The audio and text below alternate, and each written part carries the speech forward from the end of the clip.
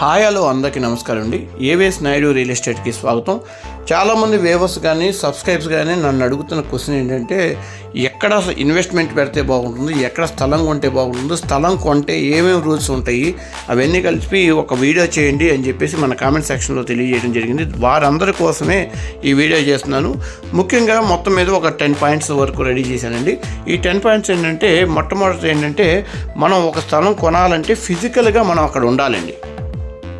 అంటే ఏంటంటే, చాలామంది ఏం చేస్తున్నారంటే డాక్యుమెంట్స్ చూసుకోవటం, లేదంటే వాట్సాప్లో ఫేస్బుక్లో పంపిస్తే అవి చూసుకుని ఇక్కడే ఫోన్పేలో గూగుల్ పే చేయడం జరుగుతుందండి. అలా చేస్తే మాత్రం పప్పులో కాలేసినట్టే 100% మీరు 100% మోసపోయినట్టే. ఫిజికల్గా మీరు అక్కడికి వెళ్ళి చూసుకుని కొంటేనే అది పర్ఫెక్ట్ అవుతుంది. తర్వాత రోడ్ ఫేసింగ్ ఉందా లేదా చూసుకోవాలండి. మెయిన్ ఏంటంటే మెయిన్ మనకి కమర్షియల్ అని చెప్పేసి, తర్వాత ఇండస్ట్రీ ఏరియా అని చెప్పేసి, తర్వాత రెసిడెన్షియల్ ఏరియా అని ఉంటాయి. ఈ మూడిట్లో మనం ఎక్కడ కొంటున్నామో ముందు అది తెలుసుకోండి. కమర్షియల్ ఫ్లాటా, లేదా రెసిడెన్షియల్ ఫ్లాటా, ఇండస్ట్రియల్ ఫ్లాటా. వీటిలో ఎక్కడ ఇండస్ట్రీ ఫ్లాట్ అయితే చాలా వరకు హౌసెస్ కన్స్ట్రక్షన్ చేయడానికి ఉపయోగపడదు. ఇది వచ్చేసి చాలా ఇంపార్టెంట్ అండి. మీరు తర్వాత ఇండస్ట్రీ ఏరియాలో కొనేసేసి మీ హౌస్ కన్స్ట్రక్షన్ చేయటం అంటే గవర్నమెంట్ ఒప్పుకోదు. తర్వాత లీగల్గా ఒక లాయర్ని సజెషన్ తీసుకుని దాంట్లో మెయిన్గా ఆయన దగ్గర నుంచి అన్ని డీటెయిల్స్ తీసుకోవడం చాలా మంచిదండి. ఆ లాయర్ని కనుక్కుంటే దీని మీద డిస్ట్రిబ్యూట్స్ ఏమైనా ఉన్నాయా, ఇవన్నీ కూడా మనకన్నా బాగా వాళ్ళకి ల్యాండ్ ఆర్డర్ తెలుసు కాబట్టి వారికి బాగా తెలిసే అవకాశం ఉంది. తర్వాత డిస్ట్రిబ్యూట్స్ కూడా ఏమైనా ఉంటే కూడా మొత్తం చెప్పేస్తారు. తర్వాత ఒక స్థలం కొనాలంటే ఇది తండ్రి ఆస్తి, అతను సొంతంగా కొనుక్కున్నాడు అనేది చాలా ఇంపార్టెంట్ అయిన విషయం అనమాట. మెయిన్గా ఏంటంటే, అతను తాతల నుంచి వచ్చే ఆస్తి అయితే దయచేసి కొనొద్దండి.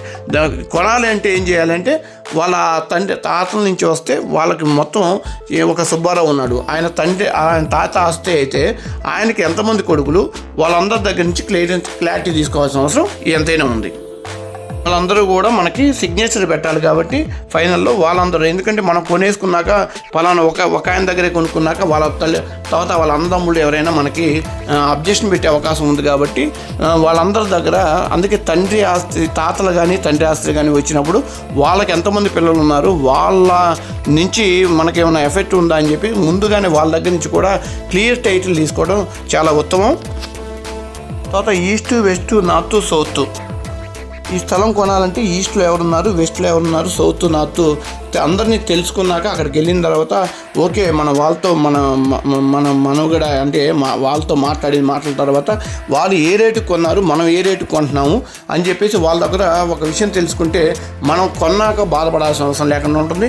కాబట్టి కంపల్సరీగా ఇన్వెస్టిగేషన్, అంటే ఒక స్థలం కొనాలంటే ఇన్వెస్ట్మెంట్తో పాటు ఇన్వెస్టిగేషన్ కూడా చేయడం చాలా అవసరం అండి. అంతేకాకుండా రోడ్డు ఉండాలండి. 100% 30 ఫీట్ రోడ్డు ఉంటేనే మీకు ఈ హౌస్ కన్స్ట్రక్షన్ చేయడానికి గవర్నమెంట్ అనేది పర్మిషన్ ఇస్తుంది. తర్వాత వాటర్ ఫెసిలిటీ ఉన్నాయా లేదా చూసుకోవాలి.